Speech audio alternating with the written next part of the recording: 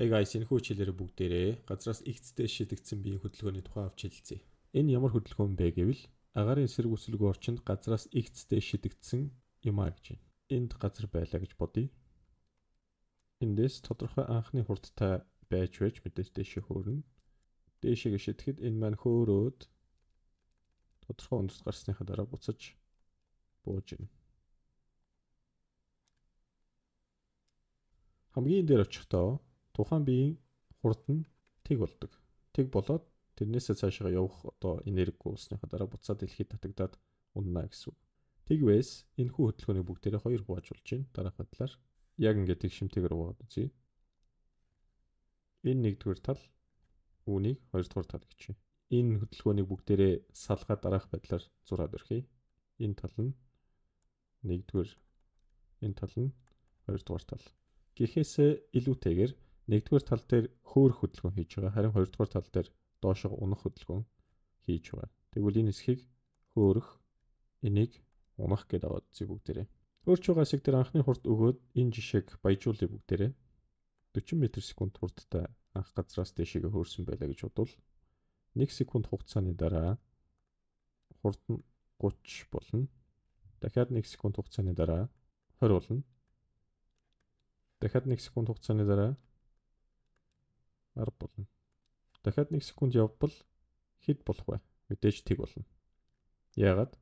Энд анзаарсан бол секунд тутамд тухайн биеийн хурд дэшегээ хөөрч байхад 10-аар буурч байгааг бүгдээр анзаарсан байх. Яагаад тэгдэм бол бүгдээрээ дэшегээ явах гад оролдож итэл дэлхийн татах хүч яах вэ? Түүнийг доош нь татна. Хүндийн хүч доош нь татах учраас 10-аар хурд нь буураад явах нэ. Ингээд хамгийн сүүлдээ хурд нь тэг болоод ирэхээр буцаад доошоо бууж эхэлдэг байна. Унж байгаа энэ хэсгийг авч хэлцээ бүгдээрээ. Энд тэг байлаа гэж бодъё. Хурд нь тэг болчихсон. Одоо унахад бэлэн болсон байна. 1 секунд хугацааны дараа 10 м/сек хурдтай болно. Дахиад 1 секунд хугацааны дараа 20. Дахиад 1 секунд хугацааны дараа 30. Тэгээд 1 секунд хугацааны дараа 40 м/сек хурдтай болох нэ. Нэг зүйлийг бүгдээрээ анзаарсан байх. Яг ижил түвшинд байхад хурдны хэмжээнүүд нь тон хэмжээнүүд нь ижил байна. Хурд ижил гэж хэлэхгүй шүү. Яагаад вэ гэхээр тухайлбал энд явж байхад хурд дээшээ гэж хэлдэг байхгүй. Хурд гэдэг чинь өөрөө вектор хэмжигдэхүүн. Хурдууд нь ижилхэн байна гэх юм бол бүгдээрээ жоохон оновчгүй болно. Ямар анхны хурдаар шидэгдсэн тэр анхныхаа хурдаар буцаж ундаг байх нь хурдны хэмжээгээр. Харин чиглэлийн хувьд нэг нь дээшээ байхад нөгөөх нь доошоо байх нэ. Энийг ойлгосон байх гэж найдаж байна. Энэний хоёрын хооронд 1 секунд. Өндөр хэрхэн буурах вэ? За өндрийн тухай бүгдээрээ харцгаая. 40-оос 30 м/сек болоход энэ хооронд гэсэн үг. Хэдэн метр өндөр явах уу? Тэрийг тооцоолохын тулд биш үү те? Өнөөх тэгштэглээ бүгдээрээ ашиглая. 30 м/сек, 40 м/сек энэ хоёрын дунд чинь 35 м/сек байна. Ингээд 1 секунд өнгөрсөн учраас 35-ыг нэгээр үржүүлээд 35 м явах гэж. Энд 35 м. Энэ хоёрын хооронд хэдэн метр явах вэ? Энэ хоёрын хооронд. Дахиад мөн адилхан 20 дээр 30-ыг нэмээд 2 хуваагаад нэгээр үржүүлээд олчихно. 25 м явах нь байна. Энэ хоёрын хооронд хэдэн метр явах вэ? 15 м явна. Өөрсдөө болороо энэ хоёрын хооронд 5 м явна. Ингээд ерөнхий том зургаар нь харах юм бол 5 м, 15, 25, 35 гэдэг чинь өнөөх хааш, 3 хааш, 5 хааш, 7 хааштай тэнцэж байгааз. Бас нэг арга хурдны хичээл дээр зааж өгч ирсэн. Анхны хурд нь ямар байна? Түүн дээр 5-ыг нэмээд явсан замыг нь олж исэн бол энэ удаад удаашрж байгаа хөдөлгөөн учраас байна шүү дээ, тийм ээ. Анхны хурдаас нь 5-ыг асаад тийм хэмжээний замыг туулах нэ. Өөрөөр хэлбэл 40-оос 5-ыг асаад 35 гарч байгаа. Тэр 35 маань туулах замыг үзүүлэх нь байна гэсэн үг. Хөөрч байхад энэ зүүн талд ямар хөдөлгөөн хийх вэ гэвэл жигд удаашрах хөдөлгөөн хийнэ. Унж байхад мэдээж ойлгомжтой. Чөлөө туналт буюу жигд хурдсах хөдөлгөөн юм. Эдгээрийг ойлгосон байх гэж найдаа. Тэгштгэл рүүгээ буцаад очие бүгдээрээ. Эндээс харах юм бол хөөрөх, тэ буух гэдэг нэг юм хоёр хугацааг авчиад тэнцвүүлээ ачижээ. Энэ ямар учиртай вэ? Үүний тухай ярилцъя. Хөөрч байхад хэдэн секунд хугацаа зарцуулах вэ гэхээр 1, 2, 3, 4 секунд хугацаа зарцуулсан байна. Тэгвэл ийм хэмжээний хугацааг буцаад доошоо унаж байхдаа зарцуулна гэсэн үг. Энэ заавал 4 байх албагүй. Ерөнхий тохиолдолд ярих юм бол хөөрөхтэй ямар хэмжээний хугацаа зарцуулсан буухтаа ч гэсэн тийм хэмжээний хугацаанд доошоо буунаа гэсэн үг. Тийм учраас хөөрөх болон буух хугацаанууд нь хоорондоо тэнцдэг байх нь. Энэ зарцуулсан хугацаа нь энэ зарцуулсан хугацаатай хоорондоо тэнцэх нэ. Жишээлбэл энд 4 секундэд хөрсөн бол энд 4 секундэд буцаад бууж ирнэ гэсэн санааг илэрхийлнэ. Энэ ойлгомжтой. Бүгдээр одоо тэгштгэлүүдийн тухай яри. Тэгштгэлүүд нь урд урдны одоо чөлөөт уналт болон дээрээс доошоо шидэгдсэн биеийн хөдөлгөөний тэгштгэлүүдтэй адилхан, харин нэг тэмдгийг бүгдээрээ харъя. Хасах тэмдэг гэхгүй. Яагаад хасах байгаа юм бэ гэхээр дээшээ явах тусам энэ харж байгаачлан 40 30 20 10 гэх мэтчлэн хурд нь буурж байгаа учраас бүгдээрээ хасах тэмдэг тавиад бодох юм байна. Нөгөө тал дээр нь яг унж байгаа тал дээр нь бид энэ хөдөлгөөний тэгштгэлүүдээр бодно гэх юм бол тухайн тэмдгийг хасах биш нэмэхээр авч бодох нь оновчтой болно гэсэн санааг илэрхийлнэ. Яг ийм хөдөлгөөний хувьд биш те бас нэг яригддаг зүйл нь максимум өндөр буюу хөөрөх өндөр гэсэн ойлголт яригддаг. Энд дээрээс бичиж бүгдээрээ хөөрөх өндөр буюу макс өндөр эсвэл гарч болох хамгийн их өндөр. Хамгийн их өндөрт энэ гэсэн үг. Тухайн газраас хөдлөөд хурд нь тэг болтлоо ямар өндөрт гарах вэ? Тэр өндрийг л максимум өндөр гэдэг. Одоо энэ газраас энэ хоёрын хоорондох энэ өндрийг маш макс гэд үнээс хойш макс гэд англиар тэмдэглээ явчих. Энэ мах гэж байгаа юм шаргаж болж макс гэсэн үг шиг байсан. Энийг яаж олж болох вэ? Энийг багш нь олохдоо хоёр янзаар олж үзүүлье. Тэхийн тулд бүгдээрээ нэг дараах хурд хугацааны хамаарлын графикийг зурцгаая. Тухайн жишээн дээр авч үзэх юм бол энэ жишээн дээр хамгийн анхны хурд нь хэд байсан? 40 м/сек байсан энэ байна. 40 гээд өгчээ. Дээшээгээ хөөрч байхад эерэг чиглэлд удаашрах хөдөлгөөн хийнэ. Яагаад? Бүгдээрээ анханасаа энэ араа энэ чиглэлийг эерэг буюу нэмэх гэж авсан шүү дээ, тийм ээ. Энэ доод талын чиглэлийг хасах гэж авсан. Тэгэхээр нэмэх чиглэл удаашрах хөдөлгөөн хийх юм. Ингэж явсаар хагаад энд хурд нь тэг болсон. Хэддэг секундэд хурд нь тэг болсон? 4 дэх секундэд. Тэгэхээр энд бүгдээрээ 4-ийн тог тавиад өрхий. Ингээд үүнээс цааш яах вэ гэхээр буцаад унаж эхэлнэ. Уннаа гэдэг нь маань сөрөг чиглэлд, хасах чиглэлд явна гэсэн үг. Хасах чиглэлд хурцсах хөдөлгөөн хийнэ. Тэгэхээр ийм байдлаар үргэлжлүүлээд зурж болох нэ. Хэд хүртэл зурж болох вэ? 8 секунд. 8 секундын дараа буцаад газарт хүрсэн учраас. Газарт хүрэхэд түүний хурд нь сөрөг чиглэлд анх ямар хурдны хэмжээтэй байсан тэр хурдны хэмжээг л аваад буунаа гэсэн санааг илэрхийлнэ. Энэ дээрээс юу болох гэдэг юм бэ? Энэ дээрээс гарч чадах хамгийн их өндрийг болох. Тэр өндрийг хоёр аргаар болж байна. Эхнийх нь шилжилттэй холбоотойгоор энэний доод талын хашигдж байгаа талбайг энэ гурвалжингийн талбайг болоод олччихволно. За энэ гурвалжингийн талбайг бүгдээрээ олъё. Гурвалжингийн талбайг яаж болох вэ? 40-ыг 4-өөр үржүүлээд 2 тугаач байна. Энэ дээрээс 80 м болох нь гарч ирж байна. Өөр яаж олж болох вэ гэхээр энд өнөөх богинохон мөртлөө ич шидтэй тэгштэглээ бүгдээрээ ашиглая. Хааш дундаж хурдыг үржих нь хугацаа. Дундаж хурдыг олъё. Газарт ямар хурдтай байсан? Хамгийн анх эхлэхдээ 40. Хамгийн дээр гараад тэг гэсэн хурдтай болсон. Энэ хоёрын хооронд хэдэн секунд зарцуулсан? 1 2 3 4. Графикаас бас харж болно. Энэ 40 байна, энэ тэг байна, энэ 4 секунд байна. Энэ 4 секундын 50 хуваах нь 2. За тэгвэл энийг дахиад Т-гээр үржүүлчлээ. Энэ дээрээс хааш тэнцүү 80 м гарч байгааг бүгдээрээ харж байна. Ийм хоёр аргачлалаар бүгдээрээ максимум өндрийг олж болдог байх нэ. Одоо бүгдээрээ энэ хүү хөдөлгөөний графикийн тухай авч хэлэлцгээе. Графикт мэдээж ойлгомжтой урд урдны хичээл дээр бид бүхний үзэж байсанчлан хоёр нөхцөлийг авдаг тийм үү? Эхнийх нь ийшээгээ чиглэлийг нэмэхээр аваад ийшээгээ чиглэлийг хасгаар авж байгаа. Нөгөөх нь гэх юм бол анх доошоогоо унаж байсан тэр байрлалыг бид нар тэгээр авч исэн бол энэ удаад газраас хөдөлгөөн маань эхэлж байгаа учраас энэ байрлалыг бүгдээрээ тэгээр авч тухайн хөдөлгөөнийг эхлүүлэх нэ. За ингээд бүгдээрээ байрлал хугацааны графикийг зурвал юу болох вэ? Байрлал хугацааны графикийн хувьд дараах хэлбэртэй байна. Эхний ээлжинд эерэг чиглэлд удааширч байгаа. Хугацааны хувьд хэд хүртэл явах вэ гэхээр энийг байрлалгий. Хөөрөх хугацаа гээд Т-х хүртэл явна. За түүний дараа чаар хурд нь тэг болсныхаа дараа доош унаж эхлэн сөрөг чиглэлд, хасах чиглэлд хурдас чиглэн. Тийм учраас энэ доош харсан парабол зурагдана. Харин байрлалын хувьд бүгдээр яаж бичиж болох вэ? Хааш макс буюу гарах максимум өндөр гэдэг ингээд тэмдэглэж болох нь. Дараагийнх нь хурд хугацааны график. Хурд хугацааны графикийн хувьд эхэндээ эерэг чиглэлд удааширч байгаа тийм ээ. Тэгэхээр анхны ийм хурдтай байна. Эерэг чиглэлд удааширч эхэлнэ. Ингэж удааширч явсаар байгаад энэ анхны хурд нь тэг болно. Хизээ тэг болох вэ гэхээр TH буюу хөөрөх хугацаан дээр очиод тэг болно. Урдны жишээн дээр санаж байгаа бол тэр маань 4 секунд байсан. Түүний дараа яах вэ? Хурд нь тэг болсны дараа буцаад хасах чиглэлд унана гэдэг маань чигт хурц хөдөлгөөн буюу дараах байдлаар ташуу зурагдах нэ. Хугацааны хувьд энд TN гэж тавьчих. Багшаага TN гэж тавьчих. Энд бас TN гэж тавья. Энэ маань ямар учиртай вэ гэвэл нислэгийн хугацаа гэж ойлгоё. Нислэгийн хугацаа гэж юу вэ? Нислэгийн хугацаа гэдэг маань тухайн бит газраас анхны хурдтай гараад хөөрөөд буцаад газарт хүрэхэд зарцуулагдах энэ хугацааг бид нар юу гэж хэлж байгаа вэ гэхээр нислэгийн хугацаа гэж хэлж байгаа.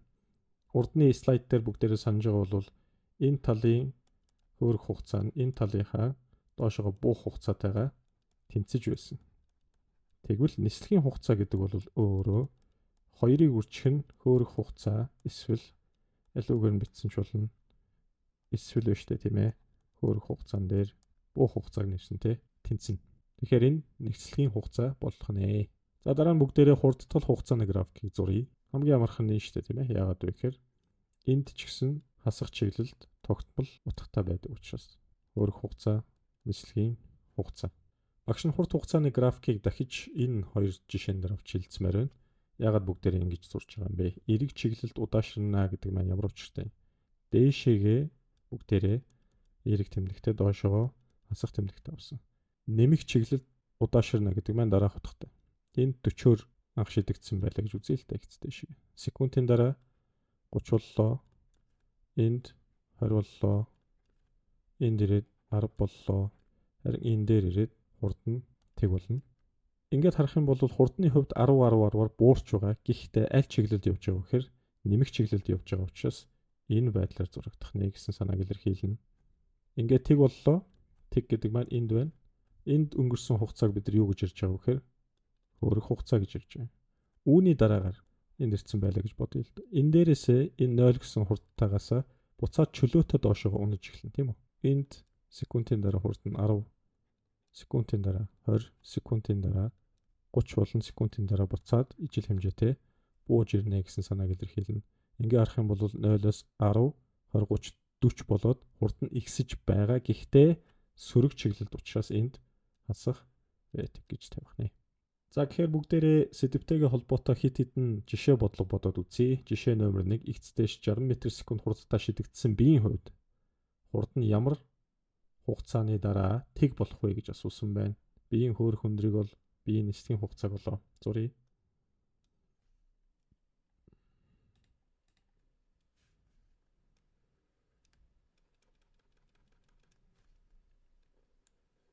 Энд хурд нь 60 м/сек байна.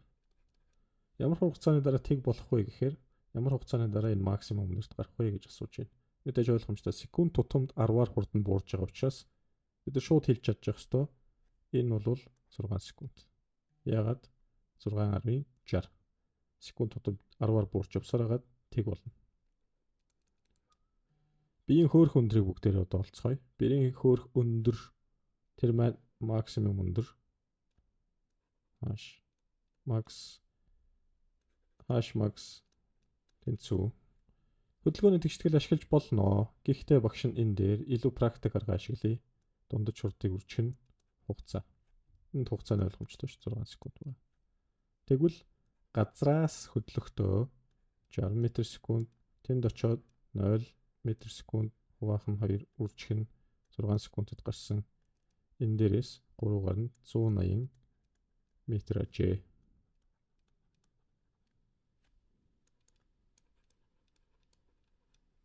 Би нислэгийн хугацааг олооч гэсэн байна. Нислэгийн хугацаа амархан 2-ыг үржих нь хөөрөх хугацаа 2-ыг үржих нь 6.12 секунд.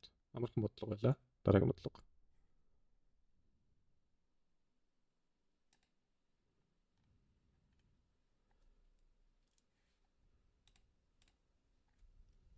X-дэш V-ийг хурдтай шидэгдсэн би 4 секундын дараа 240 м өндөрт гарчээ. Өндөрт гарчээ гэдэг маань максимум одоо тэр хөөрөх өндрийг илэрхийлэхгүй. Зүгээр л тэр тийм хэмжээний өндөрт гарсан байна. Яг тэр өндөрт очихдоо тухайн акшнд би тодорхой хэмжээний хурдтай байна. Тгээс ялгаатай. Зуръя.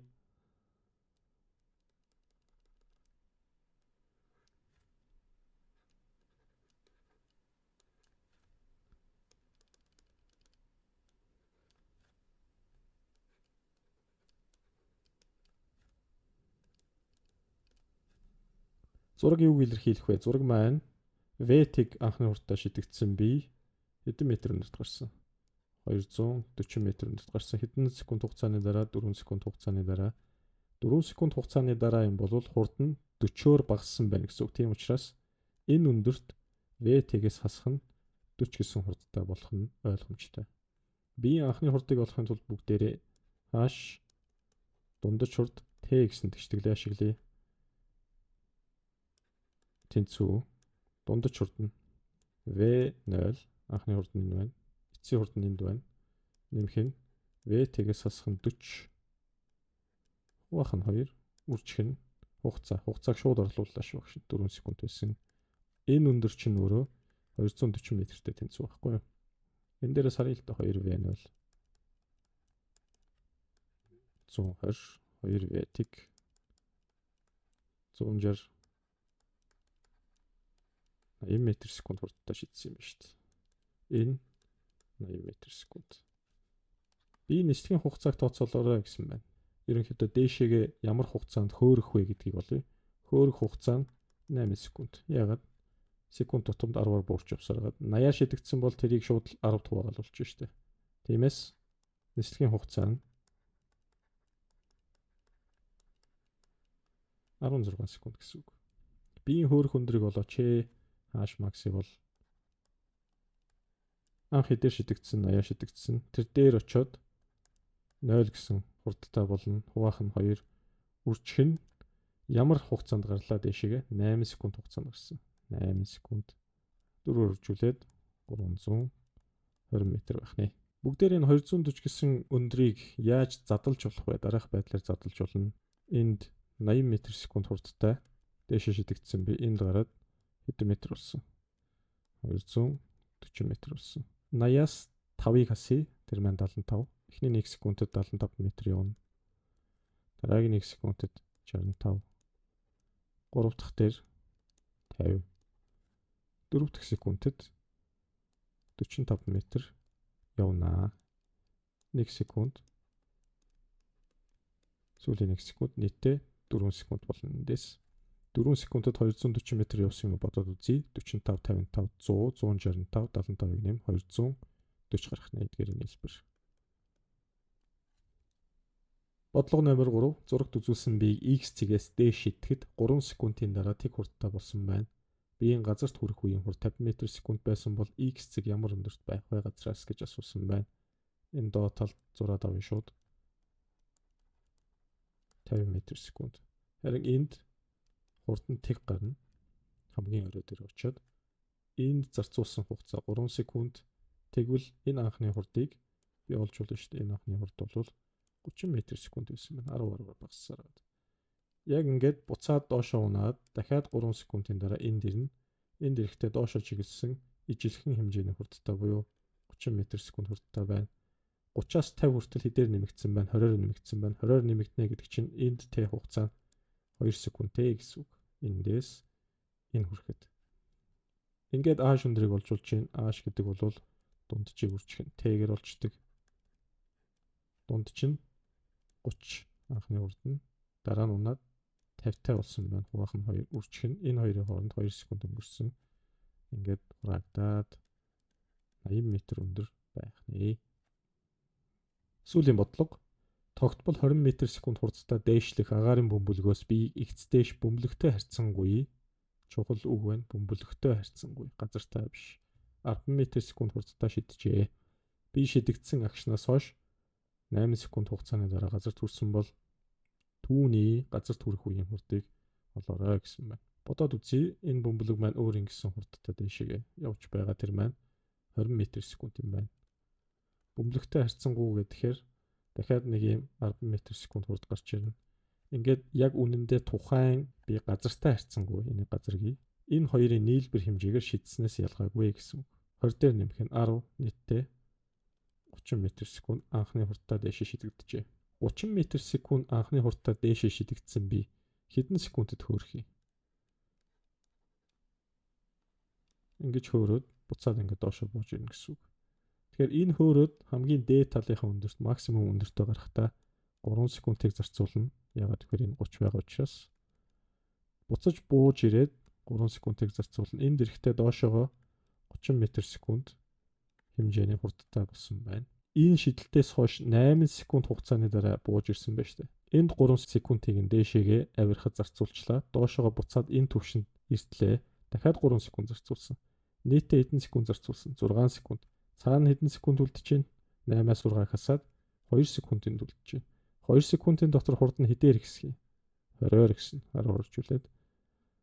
Тэгвэл 20 дээр нэмэх нь 30 буюу 50 м/сек хурдтай болох нь байна. Юу болох юм бэ? Газарт хүрэх үеийн хурдыг ол гэсэн байна. Ингээд олчлоо шүү дээ, тэ. Тэгээд тухайн биеийг шидэхэд ямар хэмжээний өндөрт байсан бэ гэх юм бол бүгдээрээ 50 дээр 30-ыг нэмээд 2 туваагаад 2 өржүүлээд 80 м-гээд олж болох байлаа.